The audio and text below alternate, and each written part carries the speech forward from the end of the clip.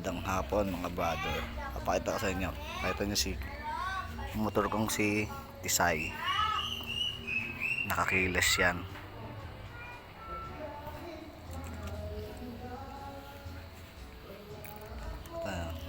Kung makapansin nyo, naka-shutdown na ang kanyang ignition key. Ito na ang remote natin dyan. Binuksan ko yan.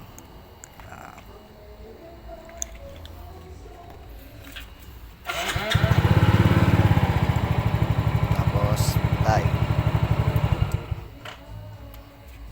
pati ang kanyang seat lock. Oop. Ayan. Ayan, nakalaki yan.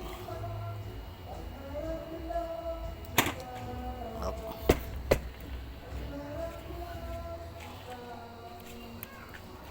On. Oop. Napakita ko sa inyo yung in-order ko sa Shopee na key duplicator. Makita ko sa inyo kung yung in-order ko duplicator tsaka relo na duplicator din.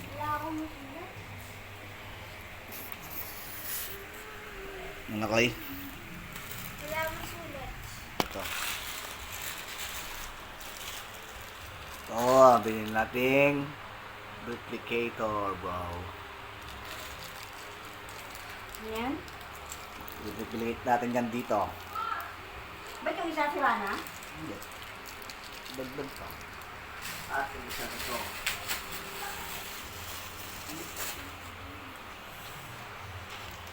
Relo siya. Pero at the same time, duplicator din siya.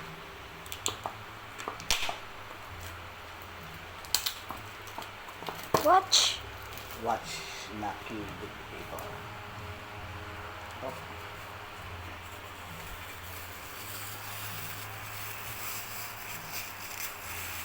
Boy, working naman siya. Okay. Ganda, premium. Lagyan natin remote yung relo na yan. Wait lang kayo. Alright, kakapahin natin to. Itong laman nito dito. Yung clear code ko na to. Ito na lang kakapahin ko.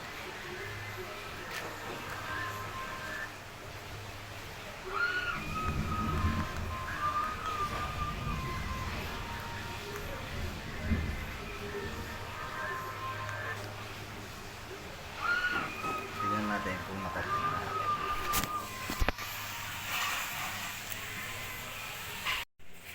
So, ayun, naka-open na natin. Ito yung remote. Ito yung unang rig. Ayun o, bumukas na yung dashboard. Off. Lapitan natin. Ayan. Off. Itong pinangkope natin. Off. Open naman natin yung sa seat damper. Sa seat naman, sa seat lock naman kakopehin natin.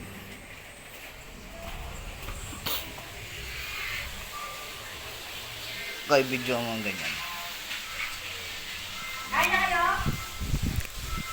So, video mo guys. Tingnan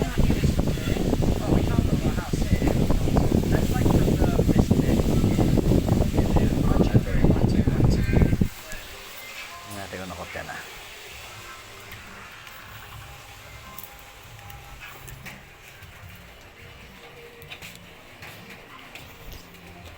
Kaya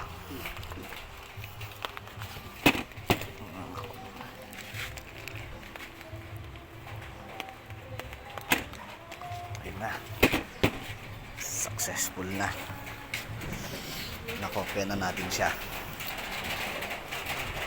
nakopya ko na siya. Dalawa na ngayon ang ating spare key na remote. Susunod natin ito reload man. Gagawin din natin yung remote ng motor. Balikan ko kayo. Alright. Ito namang relo, natapos na natin i-duplicate galing dito sa dalawang susi na yan. Testing natin nga kung gana. Ayun, kapatay siya. Makita nyo. Dashboard. Yun gumana ng dashboard patay. Ayan gumagana na siya.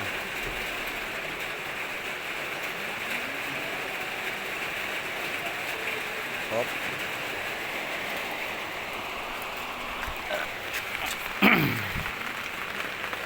Hop. On. Yung siya sa seat. Yun Alright.